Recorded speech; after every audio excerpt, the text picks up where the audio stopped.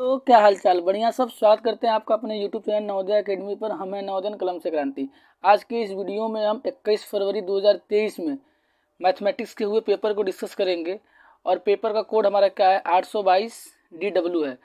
इसमें जो बहुविकल्पिक प्रश्न आए हैं बच्चों, यदि आप हमारे प्रीवियस वीडियो को जो मैं रिकॉर्ड किया था प्लेलिस्ट में अवेलेबल है, उसको मैं डिस्क्रिप्शन बॉक्स में भी ऐड किया हूँ, आप देखेंगे तो एग्जैक्ट हूबहू वही सब प्रश्न इस पेपर में रिपीट हुए हैं। आइए बढ़ते हैं बहुविकल्पी प्रश्न की तरफ। क्वेश्चन नंबर 1 में दिया हुआ है कि निम्नलिखित संख्या में कौन परिमेय संख्या है। तो मैं आपको बता दूं, इसमें परिमेय संख्या जो मेरा √9 है। √9 परिमेय संख्या इसलिए है कि आप √9 का यदि आप स्क्वायर रूट निकालने जाएंगे तो √9 का वर्गमूल निकालेंगे तो क्या आएगा, 3 आएगा। ठीक है, और हमें पता है किसी भी संख्या को P/Q के रूप में लिख दे और Q का मान 0 न हो तथा P और Q दोनों के दोनों ही हमारे क्या हो, इंटीजर हो, तो वो क्या होता है, परिमेय संख्या होता है। अतः इस प्रश्न का करेक्ट आंसर क्या हो जाएगा बच्चों, ऑप्शन नंबर ए। और रही बात option number B C D की, हमें उस पर जाने की जरूरत ही नहीं है क्योंकि हमें आंसर पहले ऑप्शन में मिल गया है। परंतु आप जाना चाहते हैं तो इनका दशमलव प्रसार यदि आप देखेंगे, लास्ट ऑप्शन को देख लीजिए, इसका दशमलव प्रसार क्या है, अशांत अनवासानी अनावर्ती दशमलव प्रसार, इसलिए आंसर हो नहीं सकता है। आते हैं ऑप्शन नंबर बी और सी पर। तो बी और सी के भी आप यदि वर्गमूल निकालेंगे, ठीक है, तो उसका भी दशमलव प्रसार अशांत अनवासानी अनावर्ती ही आएगा। इस तरीके से इस प्रश्न का करेक्ट आंसर क्या हो गया बच्चों, ऑप्शन नंबर ए। बढ़ते हैं क्वेश्चन नंबर 2 की तरफ। क्वेश्चन नंबर 2 में हमें दिया हुआ रैखिक समीकरण x + y = 10 x - y = 4 का हल है। अब देखिए, इन दोनों समीकरणों को आपस में हम जोड़ देते हैं। जब समीकरण को जोड़ेंगे तो क्या हो जाएगा, एक प्लस में एक माइनस में, तो दोनों y कैंसिल हो जाएंगे। तो यहाँ x की वैल्यू कितना हो जाएगा, 2x। 2x की वैल्यू कितनी आ गई, 14। तो यहाँ से x की वैल्यू कितनी आ जाएगी बच्चों, 14/2 से काट दीजिए 7 बार में, अतः x की वैल्यू कितनी आ गई, 7। अब x का मान 7 आएगा तो किसी समीकरण में उठा के इसको आप रख दीजिए। मान लेते हैं पहले समीकरण में x का मान 7 रखते हैं तो कितना हो जाएगा, 7 + y = 10। तो यहाँ से y की वैल्यू कितनी आ जाएगी, 10 - 7, हेंस y की वैल्यू कितनी आ गई, 3। अतः पॉइंट क्या आया मेरा, 7,3। ठीक है, देख लेते हैं किस ऑप्शन में 7,3 दिया हुआ है, वही आंसर हो जाएगा। तो देखते हैं, तो ऑप्शन नंबर बी में हमें यहाँ दिया हुआ है x की वैल्यू 7, y की वैल्यू 3।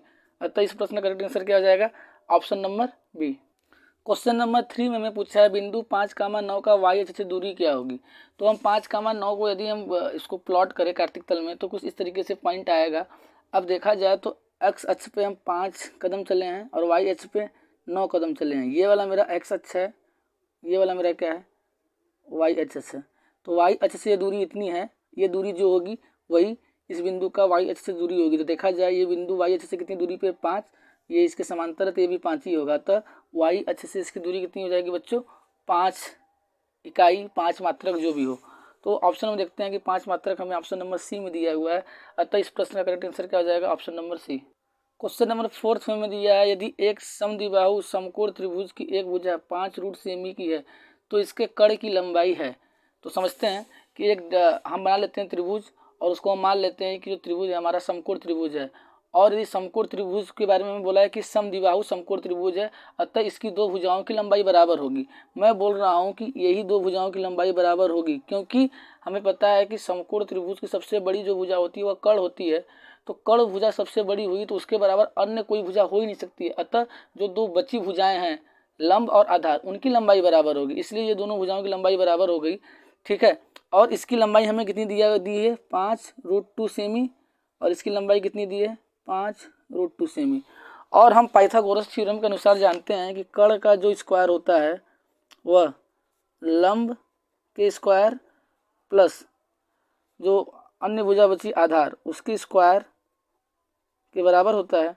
तो लंब क्या है हमारा, 5√2 दोनों ये, तो 5√2 का स्क्वायर प्लस 5√2 का स्क्वायर बराबर कर्ण का स्क्वायर। तो 5√2 की वैल्यू क्या होगी बच्चों, अब 5√2 का मतलब हुआ 5√2 इंटू 5√2, तो गुणा करेंगे तो 5 5 कितना जाएगा, 5 5 5 जा 25, और √2 एक रूट में चला जाएगा, यहाँ से एक 2 बाहर निकल जाएगा। इस तरीके से 25 × 2, तो 25 दूनी कितना होता है, 50।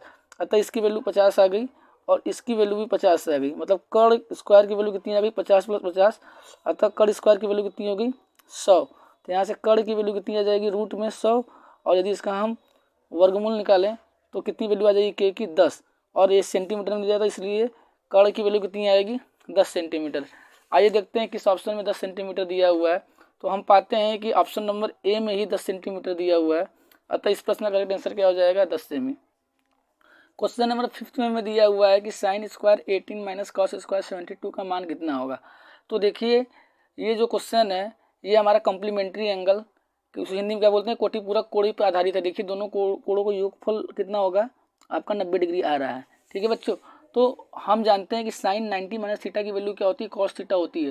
देखिए यहाँ पे स्क्वायर लगा हुआ है तो 1 मिनट अपने समझने के पर्पज़ के लिए इस स्क्वायर को हम सब ऊपर दे देते हैं ना। ठीक है, इस तरीके से फिर हम इसको क्या लिख सकते हैं, साइन 90 माइनस 72, क्योंकि 90 में से जब 72 घटाएंगे तो हमारा क्या आ जाएगा 18 आ जाएगा, तो 18 डिग्री हो जाएगा। तो अब हम जानते हैं कि यदि साइन 90 माइनस थीटा हो तो उसकी वैल्यू क्या हो जाती है कॉस थीटा। तो यहाँ पे थीटा किसके बराबर है, 72 डिग्री के बराबर है।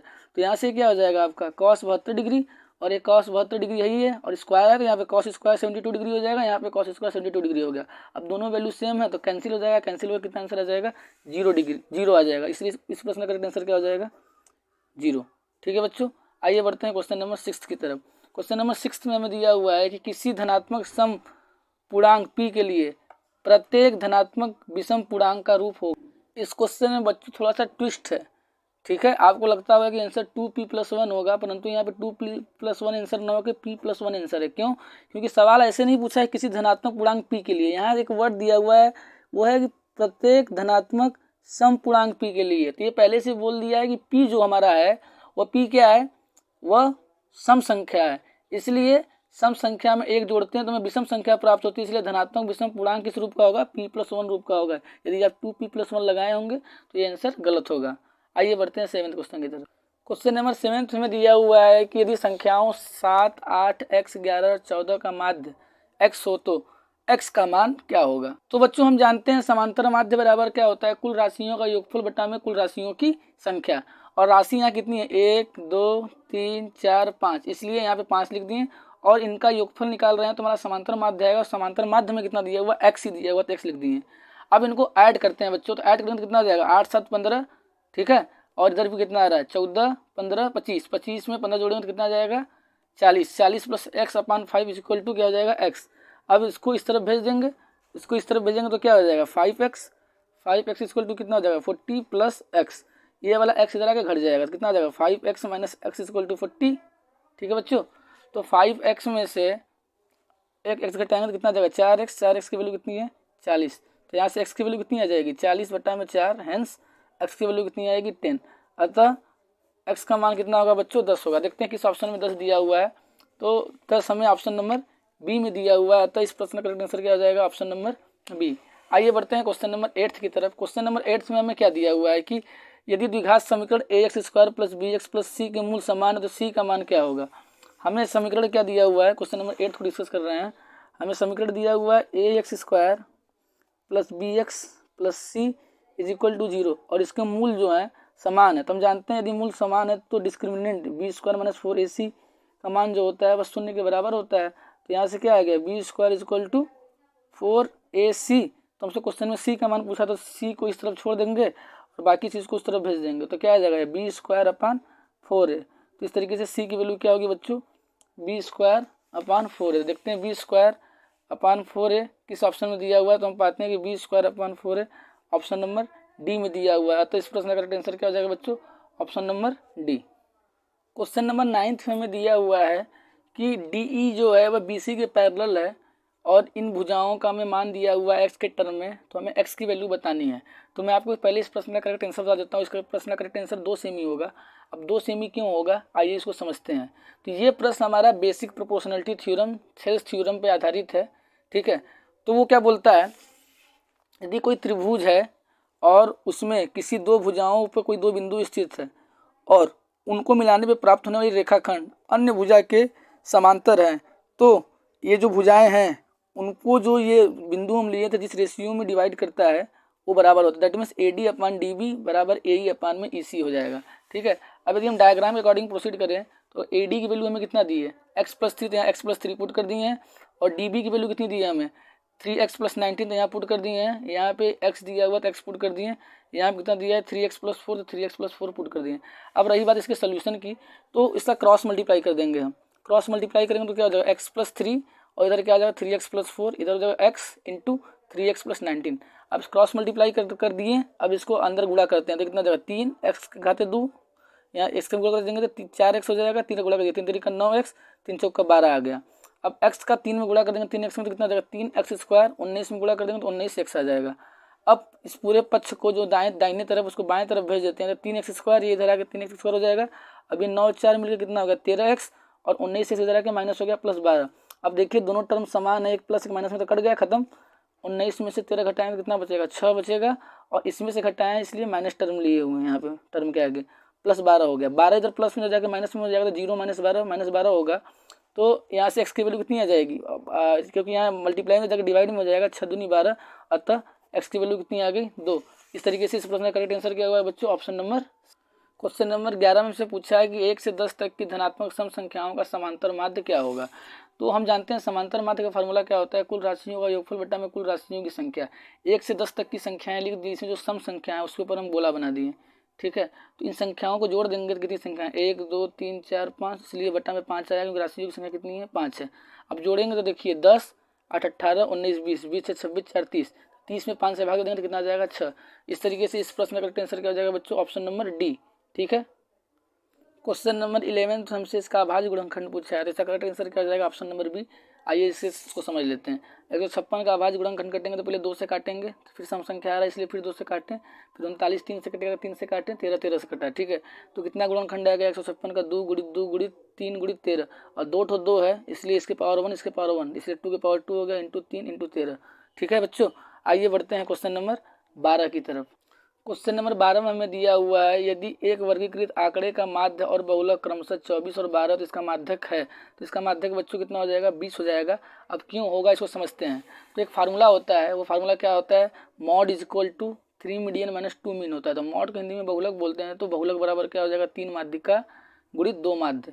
तो हमें माध्यिका पूछा था 3 गुणित माध्यिका माइनस 2 गुणित माध्य। माध्य की वैल्यू क्वेश्चन में कितनी दी थी, देखिए माध्य पहले दिया हुआ तो इसकी वैल्यू पहले क्या दी है 24, 24 हो गया, और बहुलक की वैल्यू 12 है तो बहुलक के जगह 12 पुट कर दिए हैं। तो क्या हो गया आपका ये 3 गुणित माध्यिका माइनस 24 दूनी कितना होता है आपका 48 बराबर 12।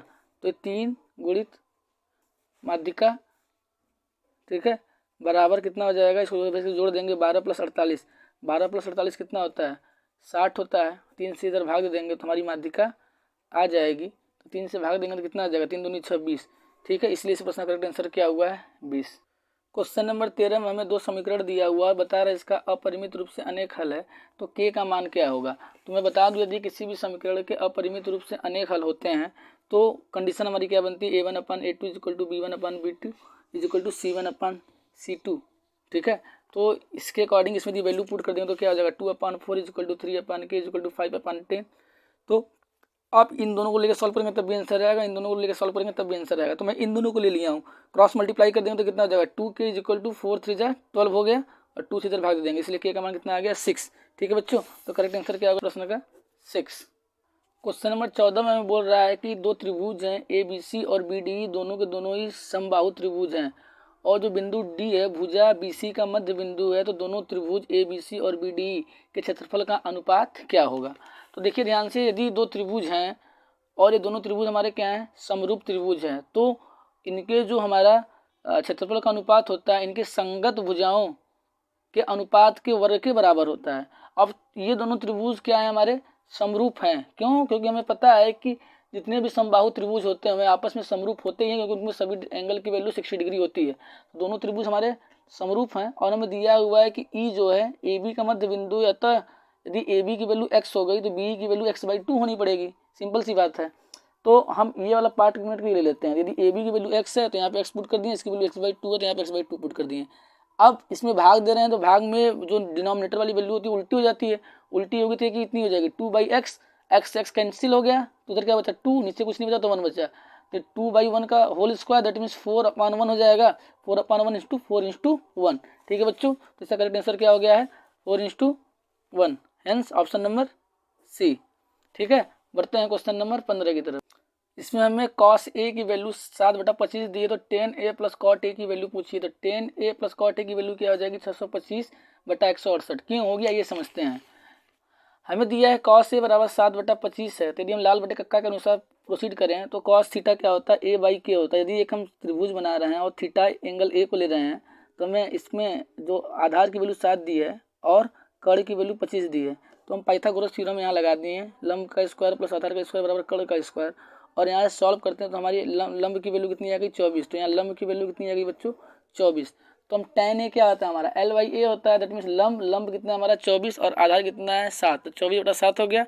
और tan a का उल्टा ही cot a होता है, तो cot a कितना हो जाएगा 7/24। तो इस दोनों को हम जोड़ दिए, तो जोड़ते हैं तो हम तो क्या पाते हैं, इसकी वैल्यू कितनी आती है 625/168। अतः ऑप्शन नंबर डी। 16वां क्वेश्चन में हमें दिया हुआ है कि दो वृत्त जिनकी त्रिज्याएं 4 सेमी और 3 सेमी है, तो इनके क्षेत्रफल के योग के बराबर क्षेत्रफल वाले वृत्त की त्रिज्या क्या होगी। तो इसका करेक्ट आंसर क्या होगा बच्चों 5 सेमी होगा। क्यों होगा ये समझते हैं। तो मान लेते हैं वृत्त का जो हमारा क्षेत्रफल का फार्मूला क्या होता है पाई आर स्क्वायर होता है, और मान लेते हैं कि पहले त्रिभुज की त्रिज्या r1 है r2 है, तो पाई r1 square plus pi r2 square बराबर जो नया वृत्त बनेगा उसका त्रिज्या माने आर, तो पाई आर स्क्वायर बराबर हो जाएगा। तो यहाँ से पाई कॉमन आ रहा है तो पाई से पाई कैंसिल हो जाएगा, तो r1 square plus r2 square बराबर आर स्क्वायर हो जाएगा। r1 की वैल्यू 4 है, r2 की वैल्यू 3 है, तो पुट कर दिया 4 चौका 16 3 त्रिका 9 बराबर आर स्क्वायर, 16 9 25 हो गया, तो 25 बराबर आर स्क्वायर हो गया। तो आर की वैल्यू क्या आ रही है 5 सेमी। ठीक है बच्चों, आइए बढ़ते हैं क्वेश्चन नंबर 17 की तरफ। इसमें हमें दिया हुआ है कि यदि x स्क्वायर माइनस 3x बराबर 10 बराबर 0 है, तो इसके द्विघात समीकरण के मूल क्या होंगे। इसके मूल 5 और -2 होंगे। क्यों होंगे समझते हैं। X square minus 3x minus 10 इसका फैक्टर करेंगे तो -3x को किस तरीके से ब्रेक कर सकते हैं -5x + 2। तो यहाँ से x कॉमन आ जाएगा, तो x कॉमन लेंगे तो क्या बचेगा x - 5, यहाँ 2 कॉमन लेंगे तो क्या बचेगा x - 5। तो x - 5 कॉमन ले लिया, इधर बचा x इधर +2। ठीक है, अब इसकी वैल्यू 0 के बराबर है, तो या तो ये 0 होगा या तो ये 0 होगा। इसको 0 के बराबर किए तो x की वैल्यू 5 आई, इसको 0 के बराबर किए तो x की वैल्यू -2 आई। ठीक है बच्चों, अब बढ़ेंगे क्वेश्चन नंबर 18 की ओर। इस प्रश्न में हमें दिया हुआ है कि एक मीनार है, उसकी छाया की जो लंबाई है उसके ऊंचाई से √3 गुनी है, तो सूर्य का उन्नयन कोण क्या होगा। तो सूर्य का उन्नयन कोण 30 डिग्री होगा। क्यों समझते हैं। हम मान लेते हैं कि जो ऊंचाई h है तो उसकी छाया की लंबाई कितनी हो जाएगी √3h हो जाएगी। तो थीटा है तो ये हमारा लंब हो गया, ये क्या हो गया आधार हो गया। tan थीटा लंब अपान आधार होता है, तो ये h अपान √3h हो जाएगा। h से h कैंसिल हो गया, तो यहाँ पे क्या बचा 1/√3। और 1/√3 किस पे वैल्यू होती है 30 डिग्री, इसलिए थीटा का मान कितना हो गया 30 डिग्री। आइए बढ़ते हैं क्वेश्चन नंबर 19 की तरफ। इस क्वेश्चन में हमें दिया हुआ है कि 45 सेमी ऊंचा और 4 सेमी व्यास वाले एक धात्विक ठोस बेलन को पिघलाकर 6 सेमी व्यास वाले कितने गोले बनाएंगे। तो इसका करेक्ट आंसर क्या होगा 5 गोले बनाए जाएंगे। कैसे आइए समझते हैं। तो हमें दिया हुआ है कि जो बेलन का आयतन होगा क्वेश्चन के अनुसार वह गोले के आयतन के बराबर होगा, परंतु जितने गोले बनाए जाएंगे उन सभी के आयतन के बराबर होगा। मान लेते हैं n गोले बनाए जाने, इसलिए हमें गोले के आयतन में n से मल्टीप्लाई करना पड़ा है। हम जानते हैं बेलन का आयतन क्या होता है बच्चों पाई आर स्क्वायर एच होता है। इसकी हम त्रिज्या r1 माने हैं तो पाई r1 स्क्वायर एच हो जाएगा, और इधर क्या हो जाएगा 4/3 पाई r2 के पावर 3 हो जाएगा। अब दोनों तरफ से पाई से पाई कैंसिल हो गया, इधर क्या बचा r1 square H is equal to n into 4/3 r2 के पावर 3। और हमें ये गिवन है कि जो बेलन का व्यास है वो कितना दिया हुआ है 4, तो त्रिज्या कितनी हो जाएगी 2, इसलिए यहाँ पे हम 2 स्क्वायर पुट कर दिए। और ऊंचाई कितनी दी है 45 सेमी, इसलिए 45 पुट करेंगे। और जो बनाया जा रहा है गोला उसकी व्यास दी है 6 सेमी, त्रिज्या कितनी हो जाएगी 3 सेमी, तो इसलिए यहाँ पे हम 3 पुट किए हैं। तो 2 दूनी 4 हो गया, तो 4 गुणित 45 हो गया। इधर 4/3 3 का 3 में गुणा कर दिए, तो 1 3 से 1 3 कट गया, 2 3 बचा। इस तरफ इसको भेजेंगे तो ये 1/4 हो जाएगा, ये 1/3 हो जाएगा, 1/3 बराबर n हो जाएगा। 4 से 4 कैंसिल हो गया, 3 से काटेंगे तो 3 से 15 बार में, इस 3 से 5 बार में, अतः n की वैल्यू कितनी आ गई 5। तो ऐसे 5 गोले बनाए जा सकते हैं। आइए बढ़ते हैं क्वेश्चन नंबर 20 की तरफ। इस क्वेश्चन में हमें बोल रहा है कि एक समद्विबाहु त्रिभुज है जिसमें AD क्या है शीर्ष लंब है भुजा BC पे, तो AD स्क्वायर का मान कितना होगा। तो एक हम डायग्राम बना लेते हैं और इसको मान लिए कि समबाहु त्रिभुज है, तीनों भुजाएं हमारी बराबर हैं, और यहाँ पे इस पर हम क्या डाल दिए लंब डाल दिए। ठीक है, तो ये कोण मेरा क्या है 90 अंश का है। यदि ये कोण 90 अंश का है तो इसमें हम इस वाले ट्रेंगल में, ये वाला ट्रेंगल, इसमें हम क्या लगा दिए पाइथागोरस थ्योरम। इसके अनुसार AB स्क्वायर जो हो जाएगा ये भुजा के स्क्वायर इन दोनों भुजाओं के स्क्वायर के बराबर हो गया। यदि इस भुजा को हम x माने तो इसकी वैल्यू क्या हो जाएगी x/2 हो जाएगी। तो x square equal to AD square plus x/2 का होल स्क्वायर। तो x स्क्वायर इधर जाके घट जाएगा, ये क्या हो जाएगा x²/4, तो इधर आके x²/4 हो गया। 4 इधर एलसीएम ले लेंगे तो कितना हो जाएगा 4, 4 में से एक x कटेगा तो 3x²/4 equal to AD square हो गया। अब हम x²/4 को क्या लिख सकते हैं x इंटू एक्स अपॉन में 2 इंटू 2, हेंस x/2 का होल स्क्वायर, तो x/2 का होल स्क्वायर लिख दिए। अब हम देखते हैं हमें ऑप्शन में DC के टर्म में आंसर दिया हुआ है, तो DC जो क्या है वो x/2 के बराबर है, इसलिए x/2 की जगह हम क्या पुट कर दिए DC पुट कर दिए। इस तरीके से करेक्ट आंसर क्या है बच्चों 3DC स्क्वायर। आज की वीडियो में इतना ही रखते हैं, मिलते हैं एक नए वीडियो में जिसमें हम दूसरे सेट के क्वेश्चन को डिस्कस करेंगे। यदि आपको वीडियो समझ में आया तो चैनल को लाइक शेयर और सब्सक्राइब करना ना भूलें, क्योंकि आपका सब्सक्रिप्शन ही हमारा मोटिवेशन है। Thank you.